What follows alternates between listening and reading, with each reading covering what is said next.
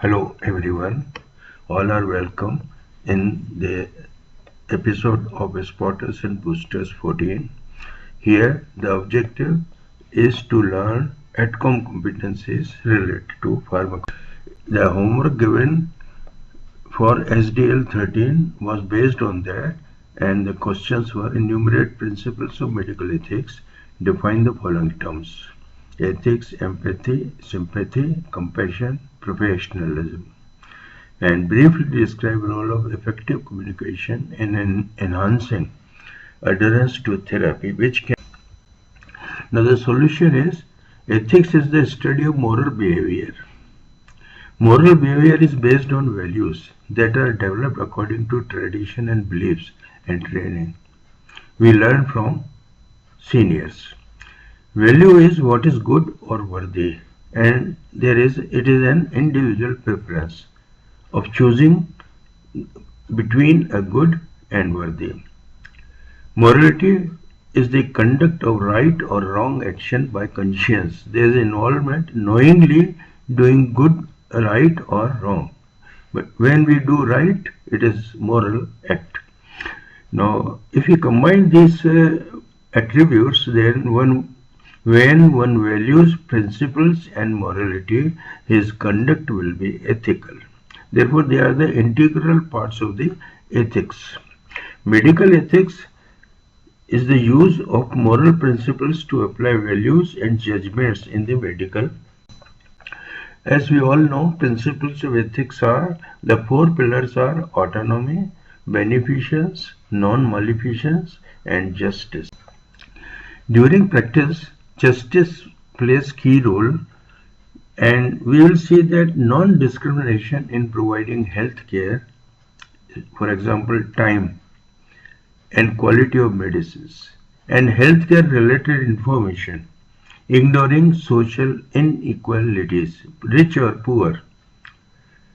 Medical education also needs justice in that way, giving equal opportunity to students to learn, to augur learning and clearing doubts. Also giving equal time during examinations. A social justice is equitable distribution of available resources, equal access to the standard of care to all, irrespective of their caste and creed. For example, quality surgery, keyhole surgery, drug-related information, and this plays important role as the principle of justice. All have equal opportunity for. Autonomy is the most important ingredient, and it pertains to respect for patients' rights. And patient has a right to accept or reject a given format of treatment or information, and that is integral of autonomy. Autonomy often may override other principles. Is so important. Patients' rights may override other principles such as beneficence or non-beneficence, and we as doctors must respect it. It is duty of a doctor to respect patients' choice of treatment and care. Of course, exceptions are many. One example is emergency, where patient's critical condition compels doctor to take a cogent decision autonomously. Informed consent protects patient's autonomy. Education and information to patient provides him an opportunity to participate as collaborator in making healthcare decisions and healthcare delivery for his ailments. And this can be achieved by discussing with patient about the diagnosis, treatment options, and benefits versus risk of a given treatment. And this enhances and enables patients to decide to accept or reject the suggested therapy, preserving autonomy. Beneficence is the key component of therapy to do good, a basic principle for treatment of sick, promoting health in the public, and educating masses for health-related issues. A good beneficence can be seen in teaching also. A good medical teacher provides clear, concise, and usable information and skill to a learner, and he ensures that learning has occurred.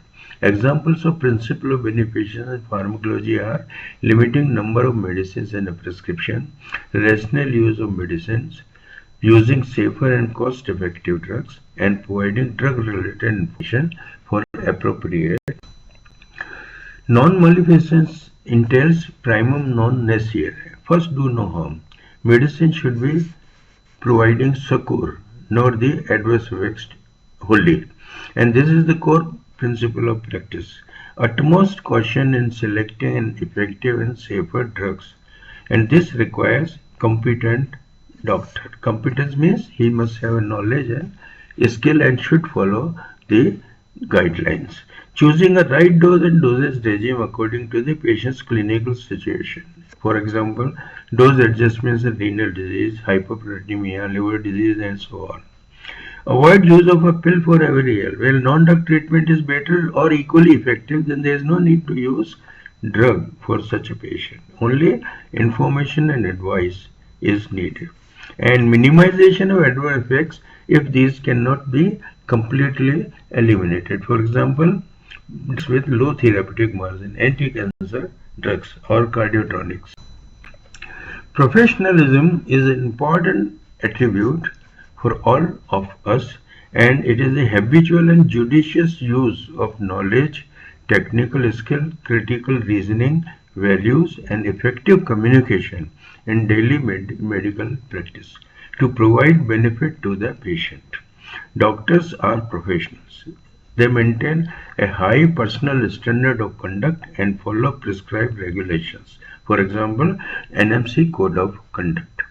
Pillars of the professionalism are competence, communication, use of ethics and empathy, autonomy, and accountability. And this is called as professional responsibility. Examples of the professional responsibility are respect the dignity of human life, treat sick with competence and compassion, protect autonomy of patient, protect confidentiality and privacy, avoid patronizing and dismissive attitude, and advocacy for healthy life. These are the professional attributes which are followed by healthcare. Ethics and professionalism are interrelated. For example, autonomy affects conduct, beneficence, non-beneficence. These principles are integral for developing compassion and competence, and justice together also affects the conduct. Therefore, our professional conduct is determined by following ethics. Empathy is another attribute a doctor should have, the ability to understand and share the feelings of another. And this is obtained from the Greek empathia, that means in feeling.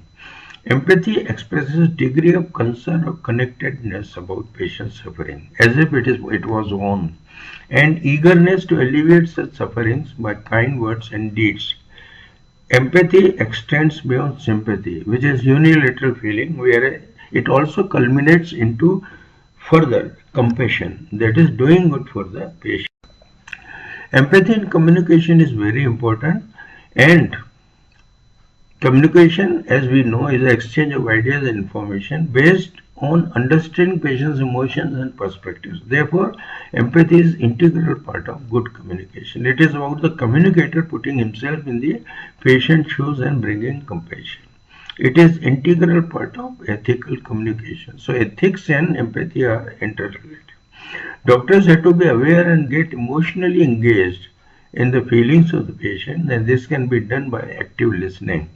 Active listening conveys respect for patient's feeling. He is satisfied that someone is who is addressing to my issues. Empathic communication is critical in breaking a bad news, particularly early and honestly, and it reduces chances of effective communication is another short note, and how it affects the address to therapy. Exchange of information in a clear and concise manner by verbal and non-verbal means using good communication techniques and skills. Elements are build the doctor-patient relationship, build a good rapport, put patient at ease, open the discussion, show keenness and interest, gather information by asking more questions, understand the patient's perspective and emotions, needs, and that is what we call empathy, and share information to bridge the gaps, reach agreement on problems and plans so that further action can be done by patient's own informed consent and autonomy, and provide closure, ensuring that appropriate communication has occurred. Now, in this way, an effective communication can be done, and use of verbal and non-verbal cues and interest is very important. Eye contact, visible mouth, body language, checking for understanding, smiling face, active listening, encouragement to continue, asking question in a soft tone. Tone makes the voice actually. And body language. Sometimes silence is eloquent, where there are times when we may not agree. So it is better to keep silence so that communication continues. Now, some positive attributes for effective communication are honesty, objectivity, integrity, carefulness, keenness, openness, respect, confidentiality, non-judgmental attitude, non-paternal attitude. And ethical communication is clear, concise, truthful, and responsible. Part of professionalism. Unfortunately, there are many barriers to effective communication. Sometimes language, doctors don't have time, they are burnt out, there is a background knowledge, there are distractions, rush. Doctor may have an attitude of putting down, lack of interest, disability, discomfort with the topic may be such, distance. This is very important also, because a careful distance is also kept, but if distance is higher, longer, then communication will not occur. Too many questions, older people take more time, and we don't have time. So these are some of the characteristic barriers to communication that will be. Now, ethical communication will benefit. If we do this, it will benefit both ones. Effective and empathic communication is ethical responsibility of doctor and exhibit of professionalism. It fosters trust and faith in the patient, so degree of satisfaction increases. Patient is now ready to participate in healthcare decisions. Enables to take the informed decisions for drug therapy. Promotes compliance and adherence to therapy. He is convinced that I have got sufficient information and a good doctor, so I should continue with the treatment, and promotes rational use of medicine. This way, there are less failures, reduces medication failures and waste also. So it ensures success of therapy. A truncated and incomplete communication leads to medication errors and harm to. Now let us see how communication is helpful in treatment adherence and pharmacology. Therapeutic communication is there. Usually, communication to promote optimal use of prescribed medicine, drug delivery, and devices and drug storage. Communication with ethics, empathy on all aspects of drug use. Communication on drug cost of therapy and compliance to treatment. And effective communication motivates patients to adhere to treatment for diseases requiring long-term drug therapy. Example is use of ethical principles, autonomy for the patient, respect patient's own choice, and patient has a right to know the drug information in details, good and bad about the drug to take a decision. Beneficence means quality of being kind, charitable, and beneficial. So adequate drug related information which is good for his disease. Non-maleficence, do not harm, primum non nocere. Sufficient information about drug related safety and cost issues will decrease the burden, health burden on the patient. And justice is giving same opportunity and information to all patients suffering from similar disease. So these principles can be used on this. Now if you require further guide to the competencies of on communication in the MBBS curriculum under CBME by the NMC, competency 5.1 to 5.6, there are videos available, and you can access these videos to learn more about the competencies. Now homework for SDL 14 is Briefly describe what does it mean to be family member of a Sikh, and this pertains to outcome 22.8 and may be a short note. Now, I will request you to access the information from various resources and make a short note. I will discuss it in the next issue of spotters and boosters. And another question to you is, which of the following attributes is depicted in the image? A. Ethics, sympathy, empathy, compassion. Find out the answer. You can visit and watch the next episode of Spotters and Boosters 15. Thank